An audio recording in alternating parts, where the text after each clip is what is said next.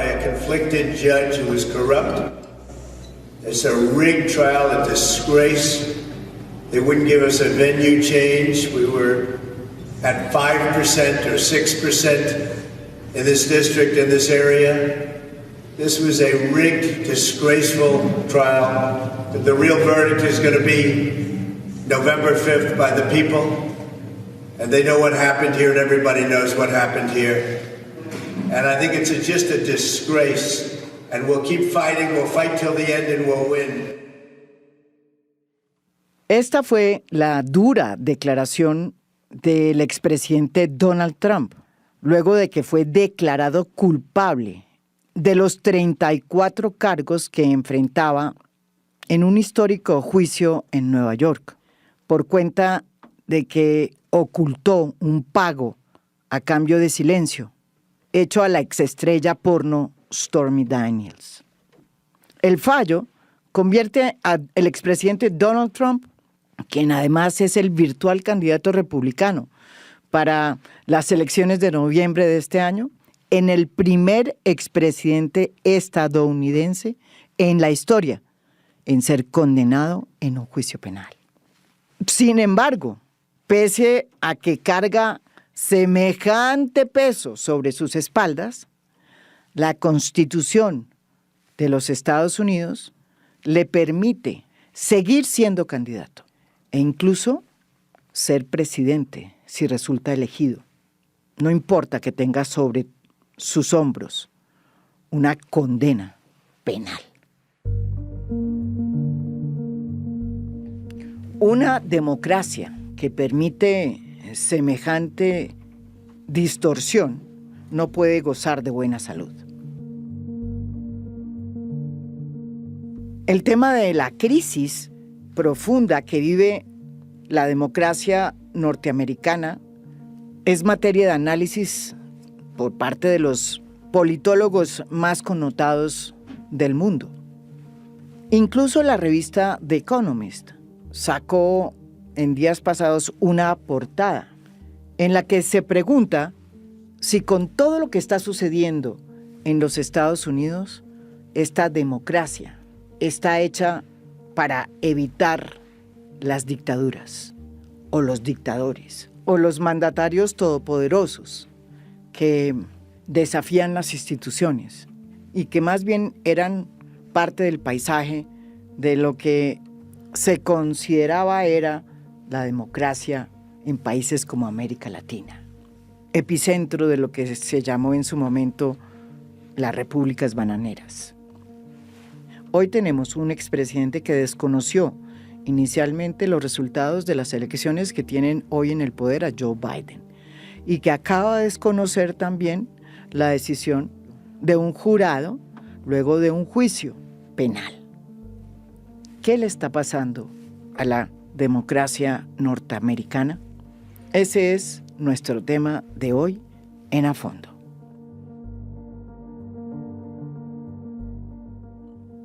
Nuestro invitado de hoy es Juan Carlos Flores, historiador, escritor, estudioso de la política y un amplio conocedor de la historia de los Estados Unidos. Ha sido profesor en diversas universidades y concejal de Bogotá por diferentes movimientos sociales independientes. Juan Carlos, ¿cómo explica usted que la Constitución de los Estados Unidos, que fue la base y ha sido la base de la democracia norteamericana, que es el epítome de las libertades y de grandes conquistas de la sociedad, permita hoy que un expresidente como Donald Trump, condenado penalmente, pueda aspirar a ser candidato por el Partido Republicano e incluso gobernar el país si resulta elegido? Quienes estudian el sistema de Estados Unidos, el sistema democrático y sus checks and balance, dicen que lo que está sucediendo demuestra que la Carta norteamericana no es suficiente para asumir los desafíos que tiene hoy ese gran país, porque está demostrando que hay unos grandes vacíos, unos grandes huecos por los que se están colando aires autoritarios. María Jimena, como usted bien sabe, los padres fundadores de los Estados Unidos, que era, pues como todos lo sabemos, un conjunto de colonias bastante pobres, en un suelo muy difícil para el ser humano, emigrados de Europa, fundamentalmente del de Inglaterra, del Reino Unido. Ellos eran muy homogéneos socialmente, eran un grupo de gentlemen, unos hombres aristócratas, algunos de ellos plantadores, con una visión que se inspiraba en qué sistema. En un momento en que Inglaterra apenas estaba en el proceso de crear otro sistema político distinto de una monarquía relativamente Exacto. absoluta, con muy escasos controles por parte de los sectores, de otros sectores privilegiados de la sociedad.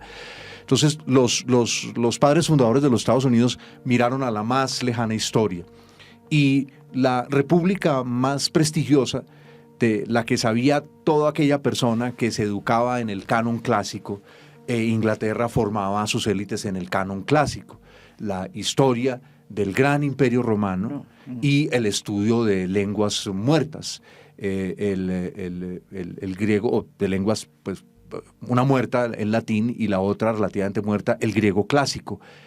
Y ese modelo era un modelo de democracia, la República Romana, de una democracia controlada en sus primeras etapas por la aristocracia, por las grandes familias aristocráticas, que implicaba que el pueblo estuviera como un espectador del proceso democrático republicano, pero que no fuera un actor central en él. Entonces, todos los mecanismos originales del diseño de los Estados Unidos, porque Estados Unidos es una república diseñada por un grupo de poder. Eso es muy importante no perderlo de vista. Entonces, todos los mecanismos estaban dirigidos a que esa democracia estuviera bajo el mando de un grupo que compartía valores fundamentales, que tenía un consenso sobre ellos y que imaginaba que la presencia del pueblo debía realizarse con supremo cuidado, porque había unos ilustrados que sabían lo que el pueblo no podía saber.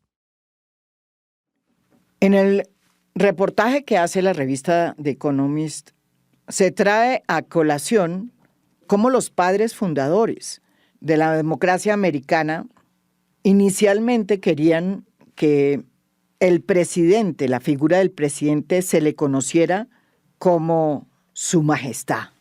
Incluso el Senado dispuso que al presidente se le debería decir su majestad, el presidente de Estados Unidos y el protector de las libertades. Sin embargo, al parecer, la Cámara de Representantes, donde estaba una voz más popular de la política, decidió echar para atrás esos títulos, y lo hizo en compañía de George Washington, quien se opuso desde un inicio a que la figura del presidente se le reconociera como un monarca. Todo esto coincide con esta lectura que usted está haciendo sobre la influencia que tuvo la República Romana en la construcción del ethos de la democracia americana.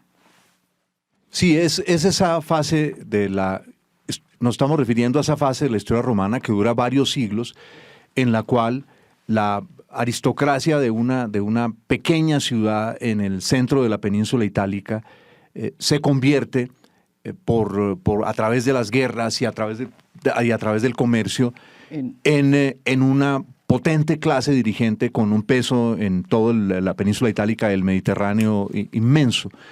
Y eso originó unas demandas de parte de la sociedad, porque la plebe del pueblo de Roma pues quería tener un lugar en la vida de su ciudad, demandaba unos derechos.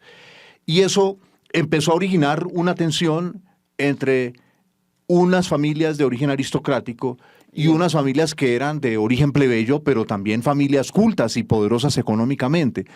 En Roma eso empieza a resolverse cuando un día, bajo el liderazgo, los miembros de la plebe se van de la ciudad y dejan a la aristocracia sola. Eso cuenta la leyenda de Roma. Y la aristocracia se ve en la necesidad de entrar en acuerdos con los líderes de la plebe, con patricios y plebeyos se ven obligados a entrar a un acuerdo. Estados Unidos ha logrado eso a lo largo de más de 2 siglos. Ha logrado finalmente en momentos de crisis llegar a acuerdos, a abrir la puerta a otros sectores sociales, a abrir la puerta a inmigrantes que inicialmente se rechazaban y a los cuales no se les reconocía sus derechos, a acabar pero con el costo de una guerra civil durísima. Fíjese usted lo que significa abrir la democracia americana. Para poder acabar con la esclavitud se tuvo que llegar a la que sigue siendo el conflicto más sangriento en el que ha participado los Estados Unidos. Y doy más o menos cifras. En la guerra civil murieron casi 900,000 norteamericanos. En la Primera Guerra Mundial menos de 200,000. En la Segunda Guerra Mundial un poco más de 400,000. En Vietnam cerca de 54,000, 55,000 soldados. En la guerra civil entonces vemos es el conflicto más sangriento, el más duro, el más doloroso. Lo que estamos viendo ahora es otro momento y es utilizar a las masas para atacar el Capitolio. En enero del 2021, luego de que el entonces presidente Donald Trump decidió desconocer los resultados electorales en los que perdía frente a Joe Biden, una cantidad impresionante de trumpistas que apoyaban la candidatura del entonces presidente decidió tomarse el Capitolio.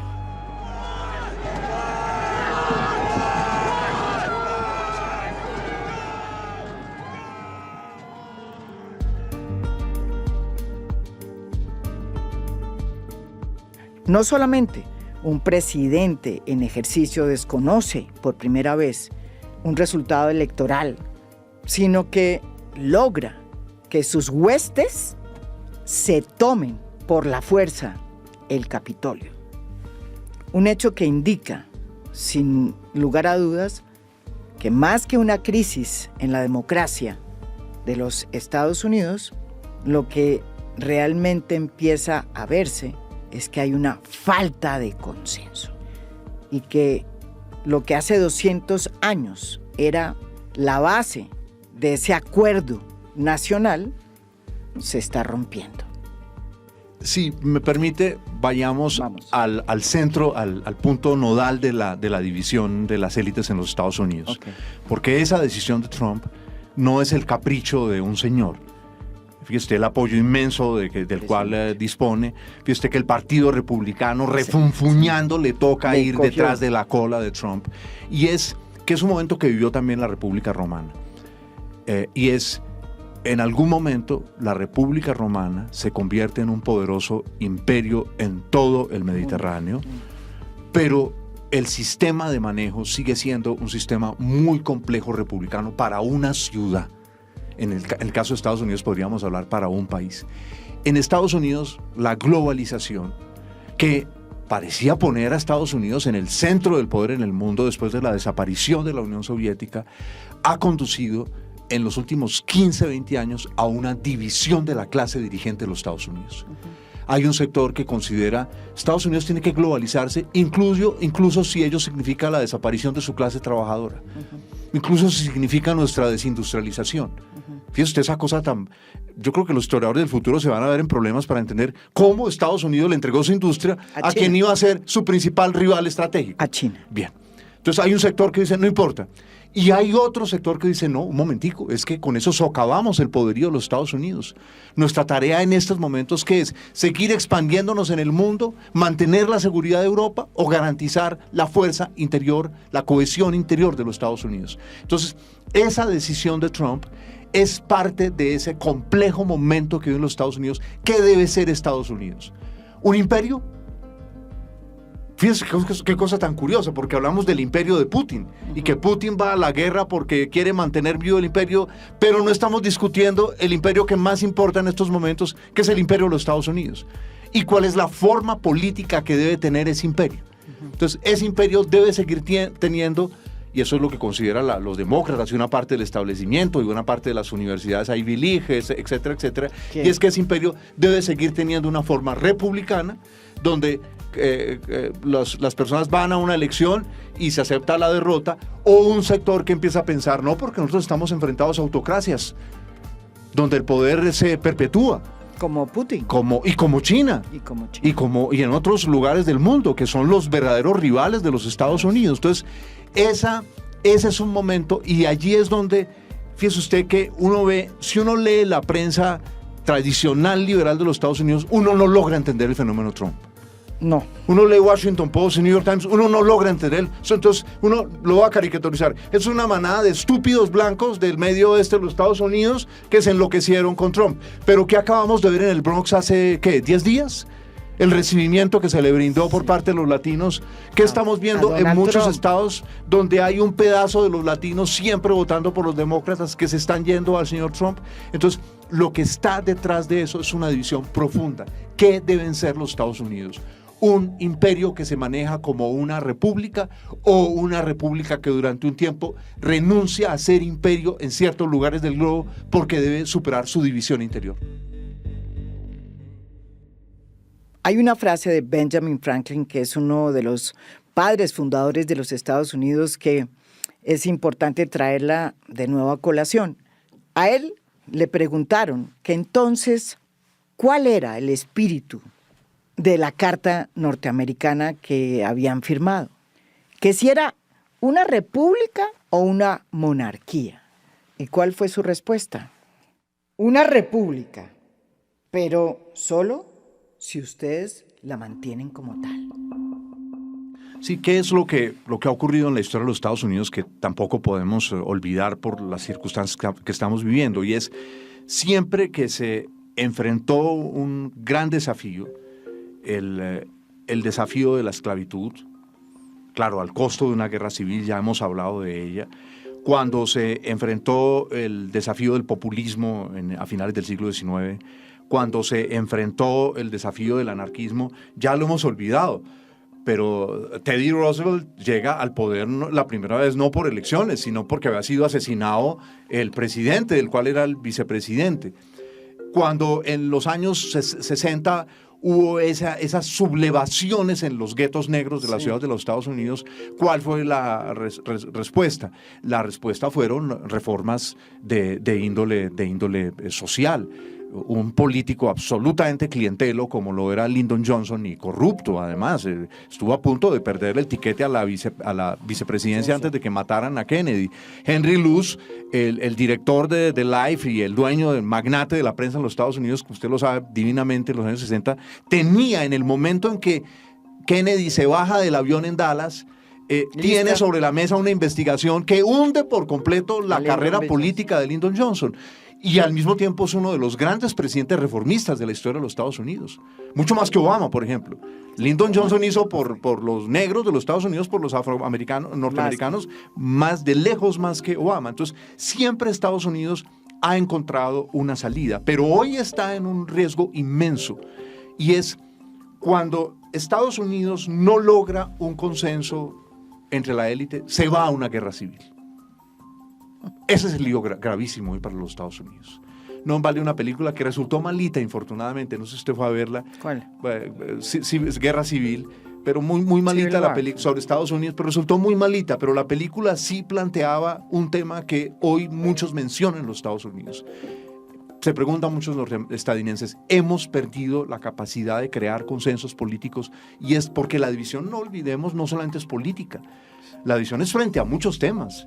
Frente al tema del aborto, frente al tema de si existen géneros o sexos, ¿sí? La migración. Frente a la migración, frente a si Estados Unidos debe ser la gran potencia global o debe tomar un respiro para resolver sus problemas. O si debe ser la policía internacional y mundial. Claro, o fíjese usted, Biden está a punto de meterse de cabeza en la guerra de Ucrania antes de una elección. No, ya está Claro, metido. de acuerdo, pero ojo, pero ya diciendo los ucranianos utilicen las armas contra el territorio profundo de Rusia. Acaba de que cambiar. eso ya es una, claro, político dice que Biden le mandaron decir a los ucranianos que solo lo pueden usar para defender a Kharkiv, como dicen ahora. Kharkiv. Nosotros aprendimos que Kharkiv. de Kharkov, ¿cierto? Entonces, son elementos de mucha división en los Estados Unidos, porque esto puede conducir a un conflicto paneuropeo.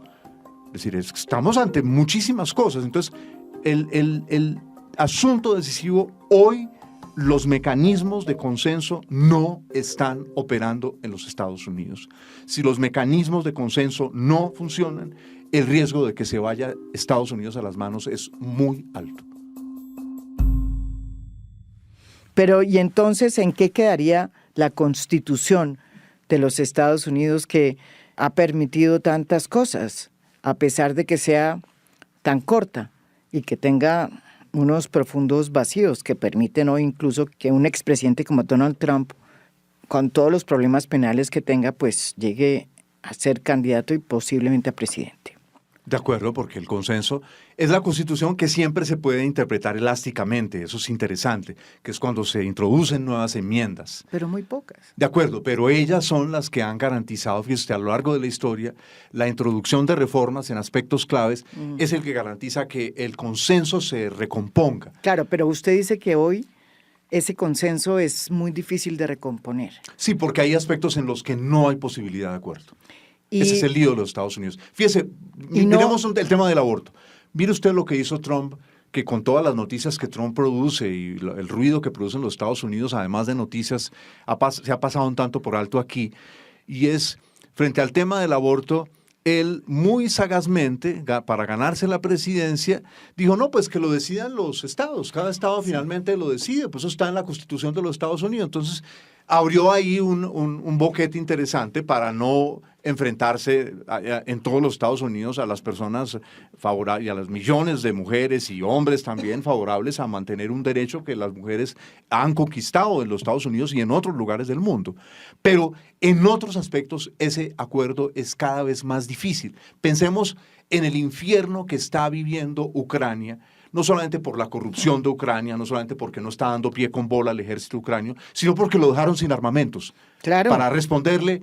Y eso es resultado de ¿qué? De la división en los Estados Unidos, ¿cierto? Y están entrando los rusos, claro, otra vez. Pero fíjese que también hay unos republicanos, que es el presidente de la Cámara, que siendo un presidente extremista, se alió con los demócratas se alían con él para pasar ese conjunto de esa ley que ya pasó, donde está incluido la ayuda a Israel y donde está incluida la ayuda a Ucrania, en fin, etcétera, etcétera. Es decir, todavía quedan unos mínimos puentes. No todos los puentes han sido dinamitados. Es decir, tampoco podemos decir, ya los Estados Unidos va para una guerra civil. Pero el lío es que hoy el sector antiglobalista tiene un líder político con votos, que es Trump. Ese es el problema. Pero Juan Carlos, ¿cómo es posible que una constitución que es la base de una democracia permita que un presidente cuestionado, y no solo cuestionado, condenado, pueda llegar a ser presidente sin ningún problema? Lo pregunto porque pues eso sucede en republiquetas, pero ese escenario pues es un escenario nuevo para una democracia como la norteamericana. No, porque mire usted lo que pasa ya desde hace, yo no me acuerdo cuándo fue la primera Gallup, pero yo creo que tiene más de 10, 12 años, tal vez más años, si usted recuerda me corrige por favor, una Gallup de los Estados Unidos que me produjo yo dije, ¿qué está pasando en los Estados Unidos? En esa Gallup estaban las preguntas tradicionales, ¿cierto? ¿Qué medios los republicanos, qué medios les gustan y los demócratas, qué medios les gustan? Y era una división tajante, tal vez unos 14 años, ¿cierto? Los republicanos no se informaban a través de los medios demócratas y viceversa. Recordará usted, ya que estamos haciendo aquí un podcast, un audio, recordará usted que surgieron unas radios como no habían grandes periódicos republicanos, surgieron unas radios que todavía existen en los Estados Unidos con unos tipos republicanos que oyen 20 y pico, 25 millones de personas oyen esas radios, porque son radios enfocadas exclusivamente a los republicanos. Entonces, son muchos los elementos de división que se han ido consolidando, muchísimos. Pensemos en DeSantis en la Florida, Uy, sí, para citar un ejemplo. Cambió Todo lo hasta que la manera pensemos de... el cambio en los pensums escolares en muchos estados donde gobiernan los republicanos. Entonces, aquí, por supuesto, eso, más en el caso de Colombia, que es un país que tiene relaciones tan profundas con los Estados Unidos, pero donde lo conocemos tan poco. Fíjese que tenemos varios elementos. No solo es Trump, sí. Eso es muy importante. La división es real, trasciende a Trump. El hecho de que es un imperio okay. que tiene una forma de gobierno de república es un problema para los Estados Unidos hoy. Según usted, lo que puede suceder en los Estados Unidos, independientemente de quién gane en las próximas elecciones, es una guerra civil. Pero todas las guerras civiles tienen un costo para la democracia y afectan las libertades. Basta ver con lo que nos pasó en Colombia. ¿Qué va a pasar en materia de libertades? Fíjese lo que pasó hace tal vez ya 2 meses en la frontera de Texas, cuando el gobernador, que es un trumpista, se resistía a las acciones del gobierno federal en la frontera. Y recordarán ustedes que casi estuvieron a punto de irse a manos la Guardia Fronteriza de Texas con los representantes del gobierno federal en el estado de Texas. Una cosa que parecía anecdótica, pero refleja los riesgos que enfrentan los Estados Unidos. Porque no estamos en aquel Estados Unidos donde su clase dirigente tenía unos criterios: qué hacer con la Unión Soviética, qué hacer con los problemas sociales de los Estados Unidos. Podían darse matices, pero había acuerdos. Yeah. Si una persona cometía un delito en la presidencia como Nixon, había una presión social que lograba el impeachment y la renuncia del presidente Nixon. Hoy ese acuerdo no existe. Hay una gente que dice, y eso es no solamente en los Estados Unidos, en muchos lugares del mundo, no importa que mi político sea un bandido, representa mi actitud frente a esta crisis existencial. Yo retomaría esta frase que primero apareció como por allá, por Rusia, pero de crisis existencial. Entonces los rusos empezaron a decir, es que la actitud de Occidente en Ucrania nos planteó una crisis existencial. Entonces por eso tuvimos que ir a la guerra. Entonces, Estados Unidos hoy tiene una crisis existencial frente a si el camino es la democracia norteamericana como la conocimos hasta ahora o una democracia controlada. Ese es un interrogante que ni usted y yo nos hubiéramos imaginado conversando de Estados Unidos. Diga, para ser sincero, hace 10 años no se nos hubiera pasado nunca por la cabeza. ¿Y una democracia controlada qué significa? Una democracia como las que tenemos aquí, una república bananera. Fíjese usted que socialmente Estados Unidos ya, recordemos este dato, a raíz del hecho de que en los últimos 20 años 1 millón de fundamentalmente hombres han muerto por sobredosis de opiáceos, no solamente el fentanilo, sino antes el Oxycontin. Sí. En Estados Unidos, el promedio de vida de los blancos de los Estados Unidos se redujo. Es el único país del mundo rico occidental donde eso ha ocurrido. La situación de la infraestructura en los Estados Unidos es de país de tercer mundo. Es un desastre esa infraestructura, la han dejado deteriorar durante décadas.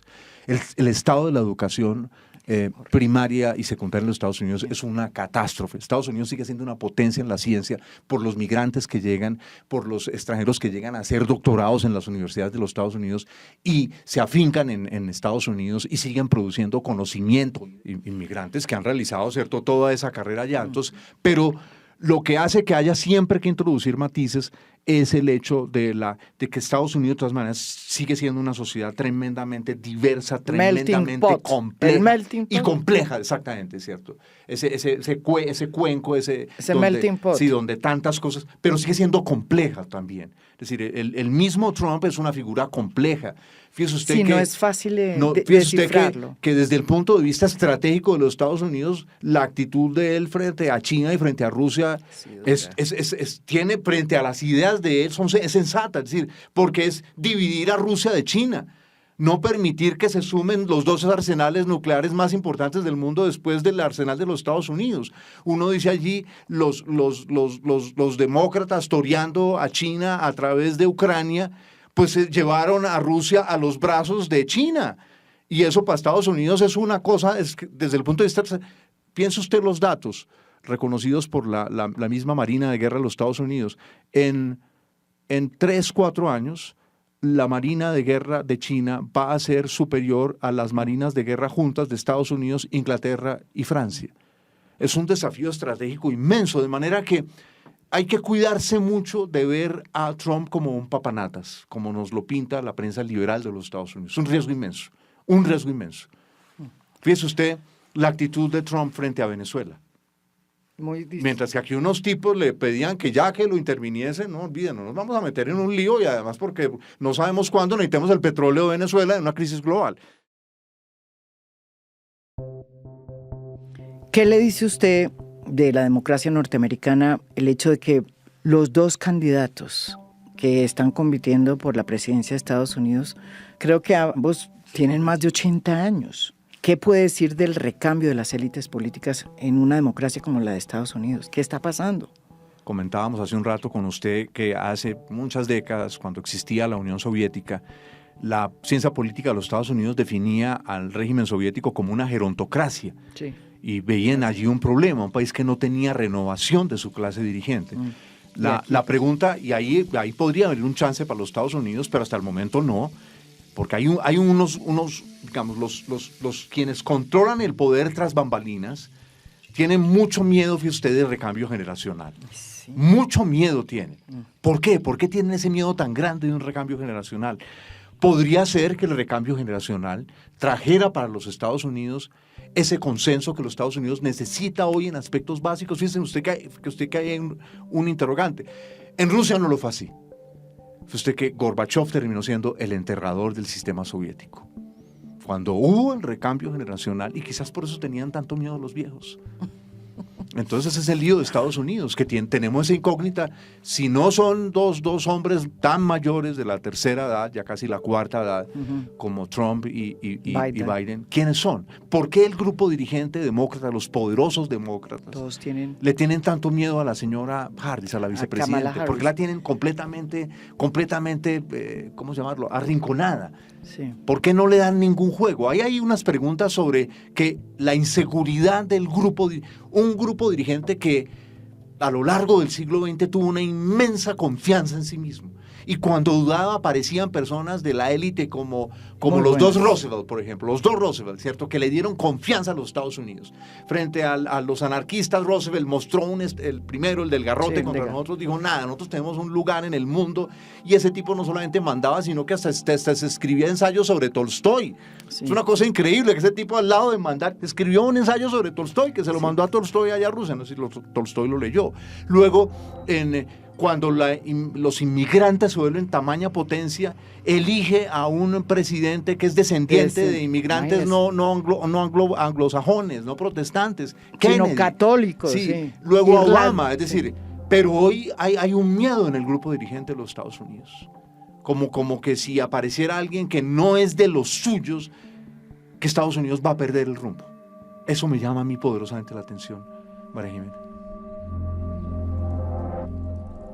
El gran dilema es saber si en las próximas elecciones los Estados Unidos va a mantenerse como una democracia, como la conocemos, o si por el contrario va a comportarse como una republiqueta. En la última edición de la revista The Economist se plantea la posibilidad de que en medio de esta crisis el próximo presidente puede hacer uso de instrumentos que tiene y que le otorga la Constitución para imponer medidas autoritarias. De hecho, así ha sucedido en las últimas crisis, como ocurrió luego del asesinato de George Floyd a manos de la policía de Minneapolis. En esa ocasión, el entonces presidente Donald Trump decidió no hacer uso de un instrumento que le permitía enviar la Guardia Nacional, la ley que permite a los presidentes enviar tropas para sofocar sublevaciones en su territorio, data de 1807. Y eso lo puede hacer cualquier presidente cuando considere que no se está respetando la ley. Donald Trump, contra todos los pronósticos, no la invocó. Vaya uno a saber qué va a pasar cuando empiecen las protestas en los Estados Unidos si Donald Trump llega a ser elegido presidente o si ocurre lo contrario. Ni usted ni yo sabemos qué va a pasar.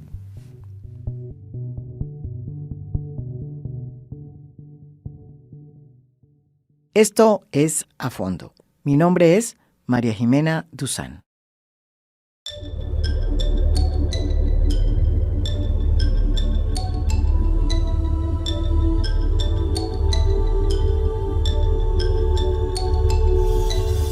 A Fondo es un podcast producido por Mafialand.